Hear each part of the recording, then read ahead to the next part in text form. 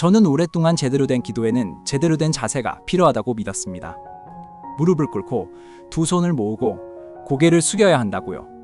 그래서 밤에 침대에 누워서 기도할 때면 항상 죄책감이 들었습니다.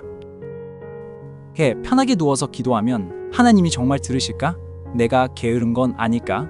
이런 생각이 머릿속을 맴돌았죠. 그런데 열왕기하를 읽다가 충격적인 장면을 발견했습니다. 히스기야 왕이 죽을 병에 걸렸을 때 그는 침대에서 벽을 향해 누운 채로 눈물 흘리며 기도했습니다. 무릎도 꿇지 않았고 성전에 가지도 않았습니다. 그냥 누워서 울면서 기도했어요. 그런데 하나님의 반응이 어땠을까요?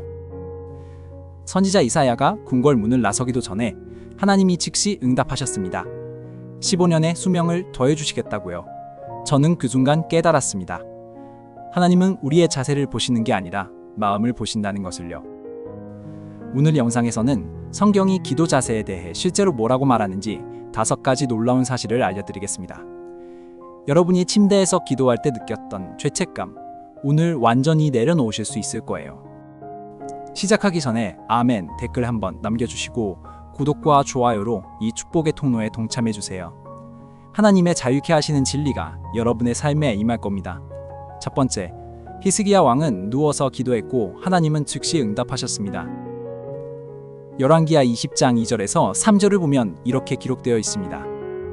히스기야가 낯을 벽으로 향하고 여호와께 기도하여 이르되 여호와여 구하오니 내가 진실과 전심으로 주 앞에 행하며 주께서 보시기에 선하게 행한 것을 기억하옵소서 하고 히스기야가 심히 통곡하니라. 여기서 주목해야 할 점이 있어요. 히스기야는 왕이었습니다. 그는 원한다면 가장 화려한 성전에서 가장 경건한 자세로 기도할 수 있었어요. 제사장들을 불러 모아 대규모 기도회를 열 수도 있었죠. 하지만 죽음 앞에서 그가 선택한 것은 침대 위에서 벽을 보고 누워오는 것이었습니다. 그리고 하나님의 반응은요? 4절에 보면 이사야가 아직 중문에 이르기도 전에 여호와의 말씀이 임했다고 합니다. 하나님은 기다리지도 않으셨어요. 히스기야의 눈물 기도를 들으시자마자 바로 응답하신 겁니다. 15년의 생명 연장과 아수르로부터의 구원까지요. 여러분, 만약 누워서 하는 기도가 불경건한 것이었다면 하나님이 이렇게 즉각적으로 응답하셨을까요? 히스기야의 자세가 아니라 그의 찢어진 마음을 보셨기 때문입니다. 진실과 전심, 이것이 하나님이 찾으시는 것이었습니다. 두 번째, 다윗은 자리에 누워 하나님을 묵상했습니다. 시편 63편 6절에서 다윗은 이렇게 고백합니다. 내가 나의 잠자리에서 주를 기억하며 밤중에 주를 묵상할 때에. 다윗이 어떤 사람인지 아시죠? 하나님의 마음에 합한 자라고 불린 사람입니다. 이스라엘 역사상 가장 위대한 왕 중 하나였고 시편의 대부분을 기록한 영적 거인이었어요. 그런 다윗이 잠자리에 누워서 하나님을 기억하고 묵상했다고 직접 말하고 있습니다. 시편 4편 4절에서도 비슷한 내용이 나옵니다. 너희는 떨며 범죄하지 말지어다. 자리에 누워 심중에 말하고 잠잠할지어다. 이것이 바로 누워서 하는 기도입니다. 하나님은 이것을 죄라고 하시지 않았어요. 오히려 권면하고 계신 겁니다. 생각해 보세요. 밤에 잠들기 전 하루를 돌아보며 하나님께 감사드리는 시간. 새벽에 눈을 떴을 때 일어나기 전에 먼저 하나님을 찾는 시간. 이것이 불경건한 것일까요? 아닙니다. 다윗은 이 시간을 가장 친밀한 교제의 순간으로 여겼습니다. 세 번째, 야곱은 돌베개 위에서 하나님을 만났습니다. 창세기 28장을 보면 야곱이 형에서를 피해 도망가는 장면이 나옵니다. 해가 졌을 때 그는 어떤 곳에 이르러 돌을 베개 삼아 누워 잠이 들었습니다. 화려한 성전도 없었고 경건한 자세도 없었어요. 그냥 지치고 두려운 도망자가 황야에서 돌베개를 베고 누운 것뿐이었습니다. 그런데 바로 그 자리에서 하나님이 나타나셨습니다. 하늘에서 땅까지 닿은 사다리와 천사들의 환상을 보여주셨고 직접 말씀하셨어요. 내가 너와 함께 있어 네가 어디로 가든지 너를 지키며 너를 이끌어 이 땅으로 돌아오게 하리라. 야곱이 이 장소를 뭐라고 불렀는지 아세요? 베델, 하나님의 집이라고 불렀습니다. 돌베개 위에 누운 그 자리가 하나님의 집이 된 겁니다. 야곱은 일어나서 이렇게 말했죠. 진실로 여호와께서 이곳에 계시거늘 내가 알지 못하였도다. 여러분, 하나님은 장소를 초월하시고 자세를 초월하십니다. 침대 위든 돌베개 위든 진심으로 그분을 찾는 곳이 바로 하나님의 집이 됩니다. 네 번째, 쉬지 말고 기도하라는 말씀의 진짜 의미입니다. 데살로니가전서 5장 17절에서 사도 바울은 이렇게 권면합니다. 쉬지 말고 기도하라. 많은 분들이 이 구절 때문에 오히려 죄책감을 느낍니다. 쉬지 말고 기도하라는데 나는 하루에 몇 분이나 기도하나? 정해진 시간에 무릎 꿇고 기도하는 것도 버거운데 어떻게 쉬지 않고 기도하지? 하지만 이 구절을 다시 생각해 보세요.